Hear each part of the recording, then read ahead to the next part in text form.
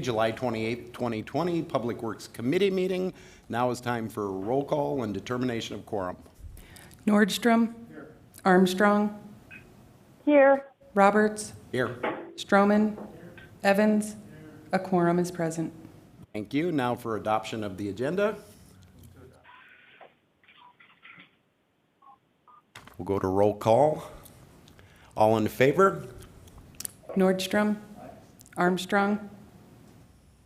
Aye. Roberts. Here. Aye. Stroman. Aye. Evans. Aye. Motion passes. Thank you. Now is time for general public comment. This is a time for members of the public to discuss or express concerns to the committee on any issue not limited to items on the agenda. Action will not be taken at the meeting on any issue not on the agenda, except by placement on the agenda by unanimous vote of the council members present. I don't see anybody that wants to speak, so I will close that. I will move on to consent items, items 1 through 8. I will open public comment.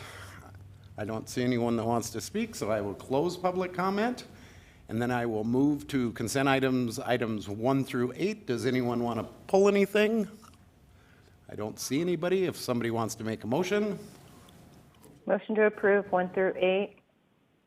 We have a motion to approve by Councilwoman Armstrong, a second by Councilman Nordstrom. We will move on to roll call vote. Nordstrom. Aye. Armstrong. Aye. Roberts. Aye. Stroman. Aye. Evans. Aye. Motion passes. Thank you. We will move on to non-consent items, and I will open public comment. I do have one speaker, Jennifer Berger. If you will step up to the podium, give your name, your address, and... At this one here? Yep. Yes. Okay. I'm Jennifer Berger. I live at 2731 Country Club Drive. I have submitted an application for a driveway renovation with the Department of Engineering.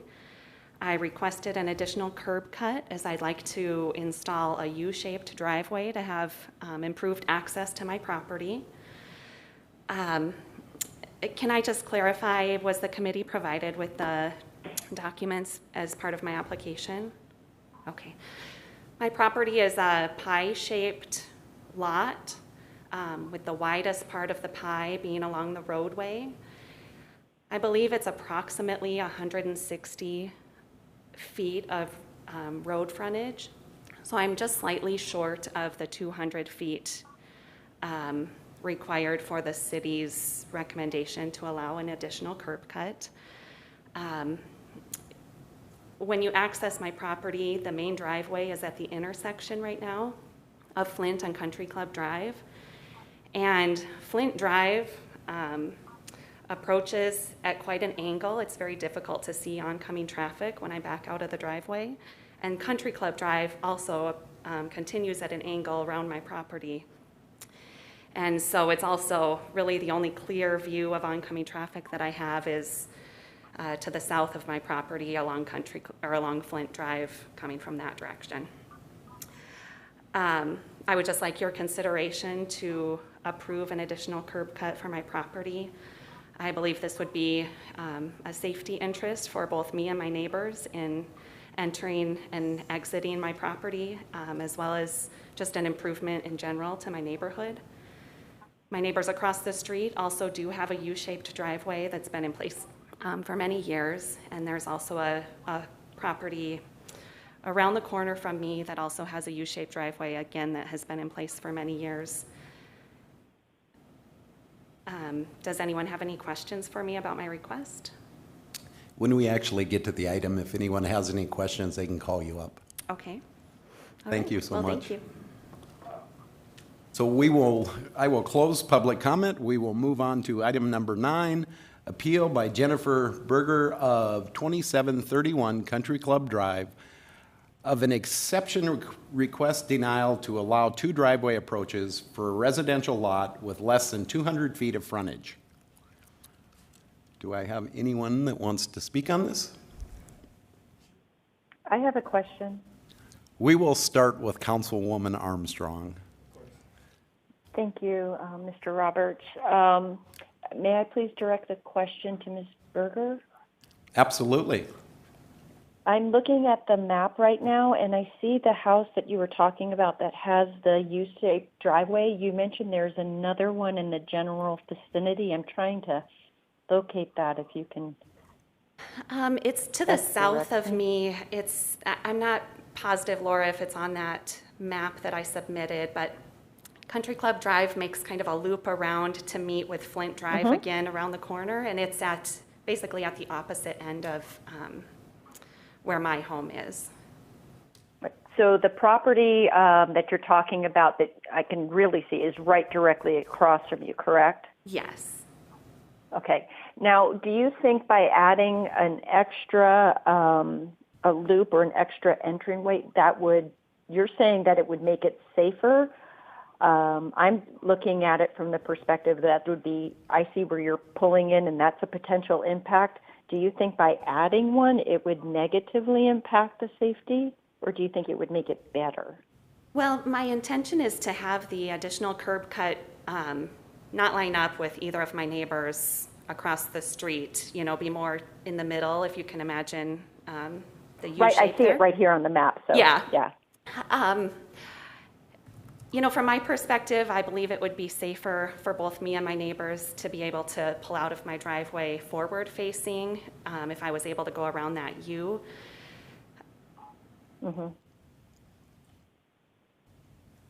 Okay.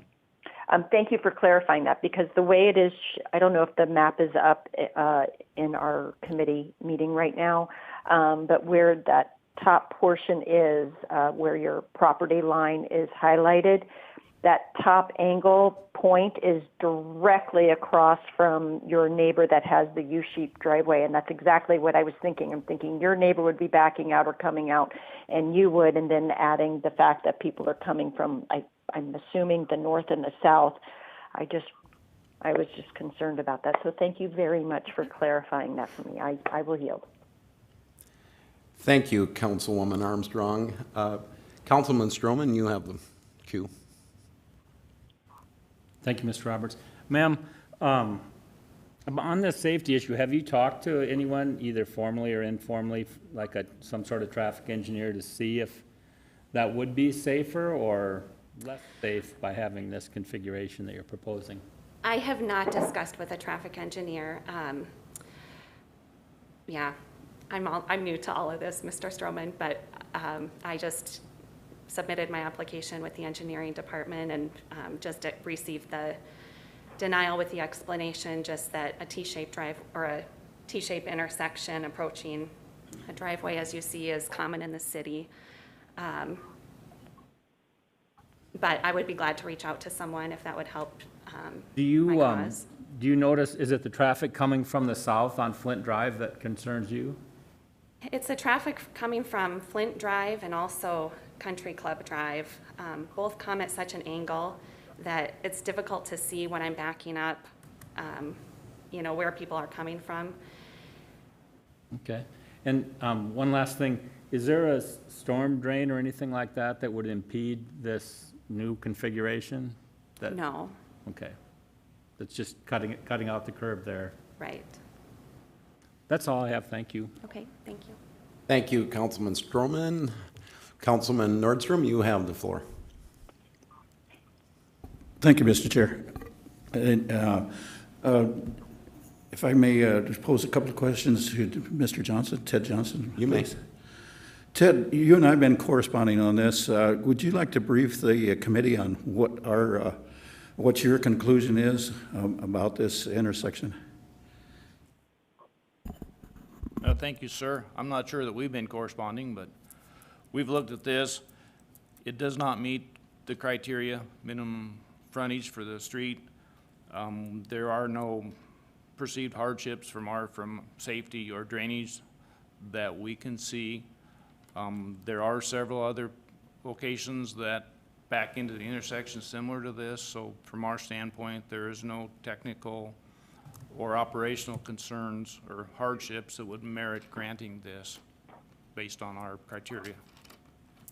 A follow-up with Mr. Tech. Dale, Director Tech, would you have any additional comments? I do. Thanks for asking, Alderman Nordstrom. people talk about safety. In traffic engineering, safety, unfortunately, is built upon how many accidents have occurred at a certain location and whether or not there are engineering controls that can mitigate that unsafe collision, if you will. To my knowledge, there is no history of traffic accidents at this location. So to say it's going to make it safer is really an arbitrary thing. It may or may not. We don't know. There currently is not a history of crashes at this intersection due to poor sight distance or anything of that nature. So I just wanted to throw that out as well. Thank you, and I believe most of the other area, well, just as an example, I'm looking to one across the street, but it doesn't have the same impact because of the T intersection. So I'll listen for other comments from other council members. I'll yield. Thank you, Mr. Nordstrom. Councilman Evans, you have the floor. Well, initially I was totally opposed to this, but looking at this map a little bit more closely after she explained it, that intersection, I'm putting myself in the position of backing out on a daily basis, and you've got 1, 2, 3, really 4, 5 places that traffic could be coming just to back out of your own driveway. I'm somewhat excessively paranoid when I have to look 2 directions in mine. And so I could see there would be a bit of confusion there. The thing that concerns me is the width of your driveway as opposed to that turnaround on the other side. One of the reasons that neighborhood is so desirable to live in, frankly, is because of uniformity and setbacks, and people aren't parking a million campers out in their front yards like they do in certain parts of town. And I'm wondering what the dimension of that turnaround is going to be, because I noticed the one across the street is a very, it looks, I don't know, 10, 12 feet wide. Your driveway looks a lot wider than that, and if you're planning on having that giant swath of concrete across your front yard, which is really going to be detrimental to the aesthetics of the neighborhood. So what do you guys have for a plan? And maybe I have not seen, maybe I missed it on your drawing, but what's the width of your turnaround? Mr. Evans, my intention is to have a 12-foot driveway basically for one vehicle to be able to go through there. My current driveway is I'm not positive of the width of it, but it does allow for 2 vehicles to park side by side. I'm not intending to have 2 vehicles be able to move in the U shape, just to be able to have one vehicle approximately 12 feet wide. Well, this has opened up some more questions, because I can see if that truly is your intent to make it easier to get out of your own driveway, I could see where that would actually help. So I might be changing my mind on this one. Thank you. Thank you very much. I have some comments. I was just going to ask you that, Councilwoman Armstrong. You've got the floor again. You know me well, sir. So this is the pickle that I'm in. On one hand, I hate telling property owners what to do with their property, right? But on the other hand, I really do rely on the experts that we have in our departments, and they're recommending denying it. Is there any way that we could postpone this, not to kick the can down the road, but to have Ms. Berger talk with the traffic engineer and firm up the plans, just so we can find a compromise so everybody is comfortable with this?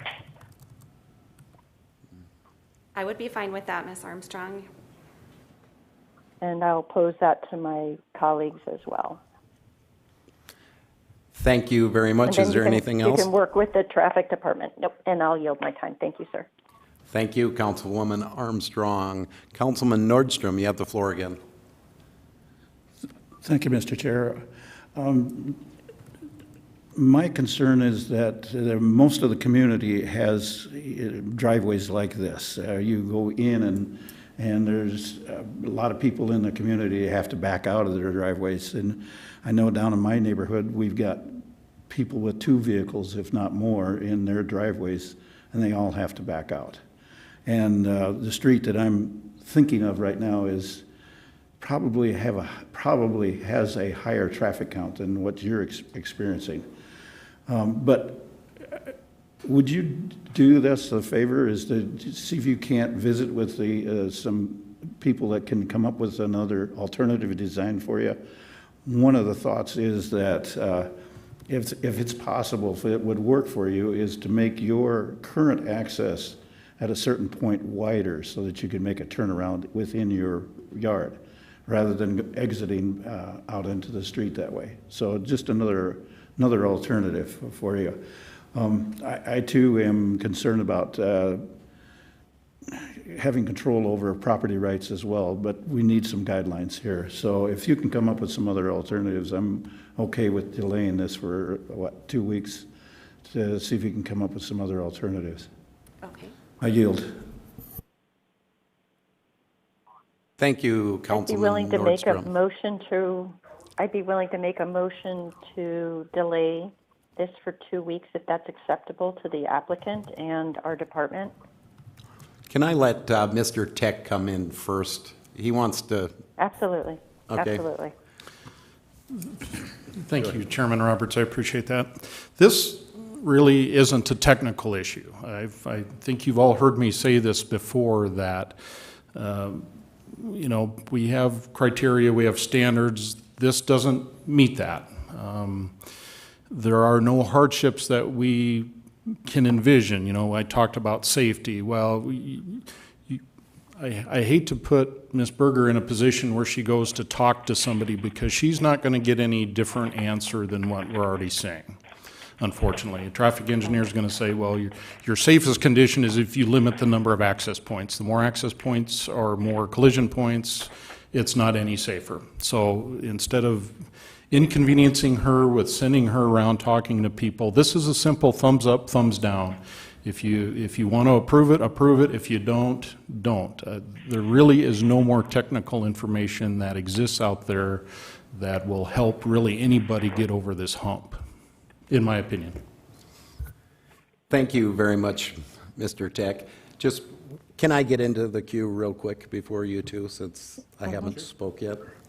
Thank you so much. And I'm going to have to completely agree with Mr. Tech here. I mean, this is very, very simple. I mean, it's an exception request, so either we deny it or we approve it.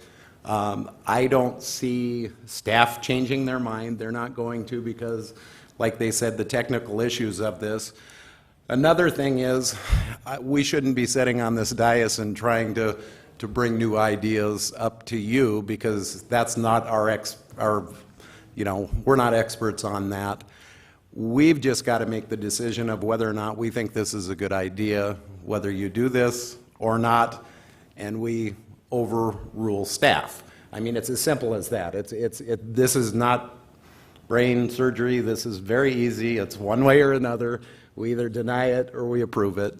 But looking at, I really want to drive out there and take a look at it, because there could be some safety issues. I get that. I also get the fact that this could be a big improvement for you and for your property. And I'm a huge property rights person. I'm probably the biggest one on this committee. I think you should have the right to do it if it's the right thing to do. If this is not posing a safety issue to the neighborhood, if this is not something that, I'm guessing your neighbors probably don't care whether or not you do it, or they'd be in here, talking about it. So, again, this is something real simple. We either approve it or we deny it. We take it to council without recommendation. That gives us a little more time to dig into it. Or it's up to you as a committee. So we will go back to Mr. Stroman again. You have the floor. Thank you. And I didn't mean to, suggest that you should undertake the expense of going to visit with it. I can just look at this, and to my mind, the statistics or not, I think it would be difficult to be confident backing out of there that way. And I think the oncoming traffic, it's kind of a blind curve, and there's plenty of those around these developments. And I also think that, you know, people should have the right to use their property the way they want to. I totally, and this is, I really like that Dale and our Public Works Department is conscious of the criteria that we've set for them to have, and I think that we need to follow those whenever possible, but I'm kind of, in this case, I guess I'm just thinking, I don't see a reason why not in this case. So I'm willing to either let it go to council without recommendation, or I'm ready to vote today too, or if you want to put it off, any of those. Thank you. Thank you, Councilman. Now to Councilman Evans. Well, I believe the reason we have these rules in place for requirements that people have to follow is to provide consistency, mainly for safety. And I'm looking at this intersection, which for the life of me, I can't figure how that ever got approved, where you've got a driveway coming directly into the turning area of the corner. So that is a non-standard condition in the first place. And I have to admit, I have driven that my entire life, because I used to have a lot of friends over in Country Club, and because I lived by Pinedale and grew up there, and from the time I was in high school and started driving, I have never noticed that. So that would be an unexpected thing if somebody were coming out of that driveway and I were turning. I would not be looking for that, because it's something you just don't encounter. So we already have a situation that's not particularly safe there in the first place, from what I can see. So for me, anything we can do to make it more safe, even if it maybe goes against what we would normally do, would be the thing to do. And if she can drive around and come out nose first up on the other side of those trees, to me, that makes it a lot safer than having to back out with a carload of kids and somebody barreling down that highway and she doesn't see them coming. So in this case, I think it would be a safety improvement to let her have that option.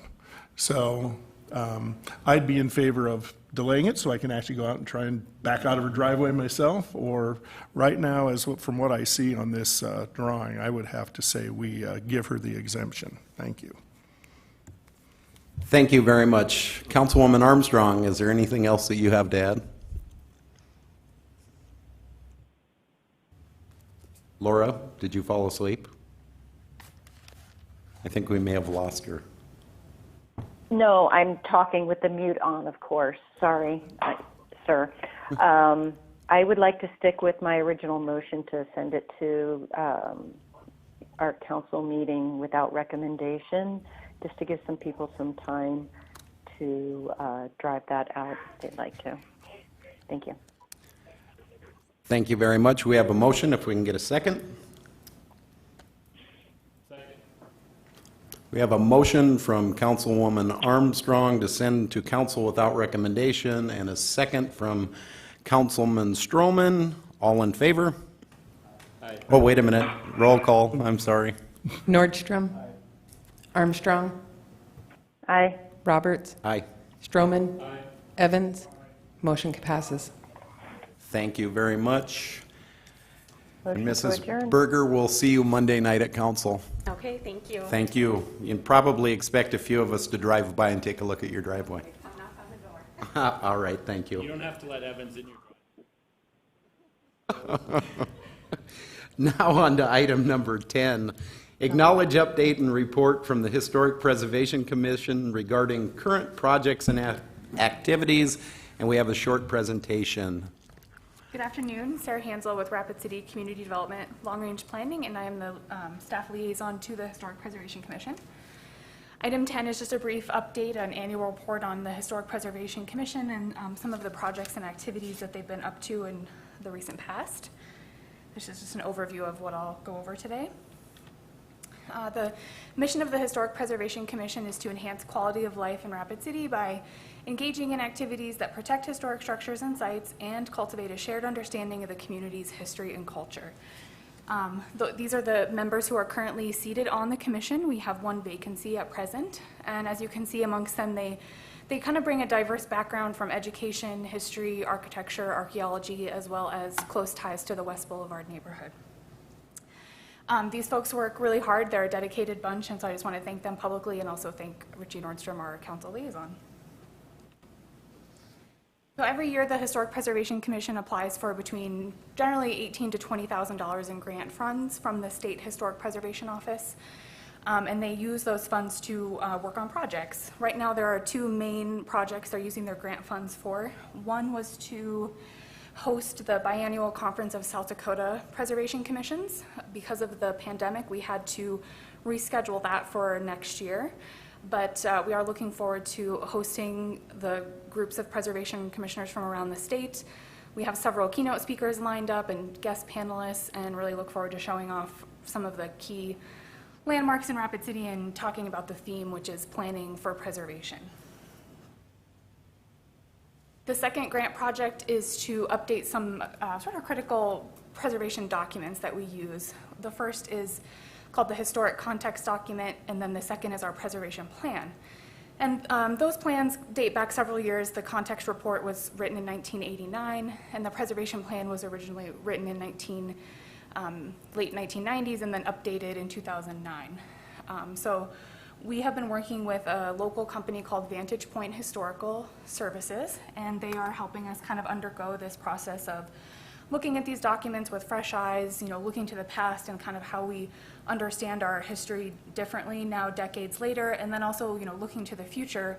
What are the goals of the Preservation Commission, and how do we want to identify future projects and engage with the community in a way that helps us draw meaning from our history and make our history useful to us, and not only understanding our past, but helping us understand kind of where we want to go next. So currently, phase 1 and phase 2 are complete, and we are kicking off phase 3, and the project will be wrapping up in the spring.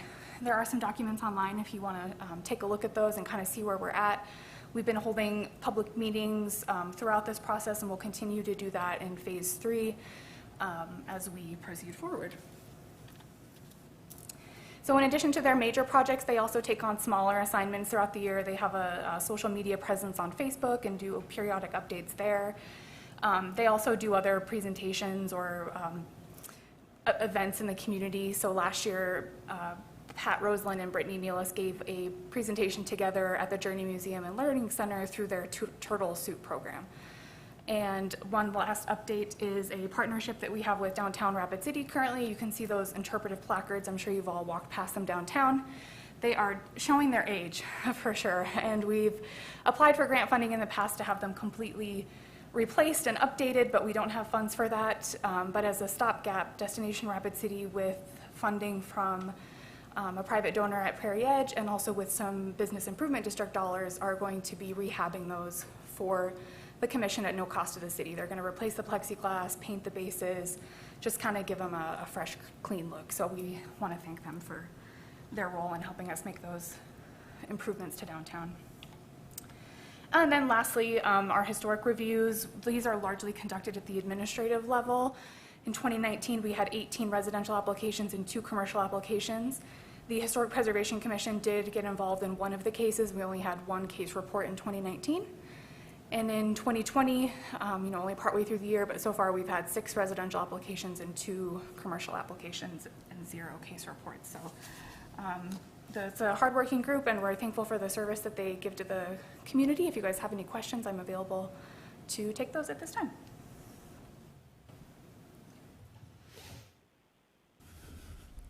Go ahead, Mr. Nordstrom, you have the floor. Thank you, Mr. Chair. Don't have any questions for Sarah, but I just wanted to express the talent that we have on the Historic Preservation Commission. It's a good group to work with, and they're multifaceted in all kinds of different areas. And since I've gotten on to the City Council, we've seen fewer appeals from the commission as well that make it to the City Council level. So I attribute that to a lot of the work that this commission is doing, and then the administrative work that Ms. Hansel is doing for negotiating with property owners and coming up with some very positive conclusions. So that's all I have, Mr. Chair. Thank you. Thank you. Councilman Evans, you have the floor. I also want to thank Sarah and her committee for doing their fine work, because I do think they're very highly educated and passionate about what they do. As I've spoken to her in the past, I would encourage them to even expand their scope, because I think Rapid City has big voids in its architectural history. I talked to Sarah last week about the fact that the Christian Science Church has been sold. It's one of only 3 Art Deco structures left in the city. I hope there's some way we can maybe work with the bank to save that. We've already lost so many of the mid-century modern, really great buildings to either remodeling or being torn down. The First National Northwest Bank, the remodeling of, say, Gill's Sun Inn facade, even the Perpetual Help School, or Surbeck Center. These were beautiful mid-century structures that have been altered in such a way that they really have no identity whatsoever. And it's unfortunate. In many towns, they would be preserved. So I'm going to encourage them to expand their scope and go after saving even more of these things so that we have some architectural timeline and a history that people can actually see the progression, that there was an entire 70 years that we're missing from, Queen Anne and Second Empire until, whatever we're doing now. So anyhow, thank you for your work. Thank you. If we can get someone to make a motion to acknowledge us. A motion to acknowledge by Mr. Nordstrom, a second by Councilman Stroman, and we will have a roll call. Nordstrom. Armstrong. Aye. Roberts. Aye. Stroman. Evans. Motion passes. Thank you so much. If we can get a motion to adjourn. Motion to adjourn by Councilman Stroman, second by Councilman Evans. All in favor? Motion passes.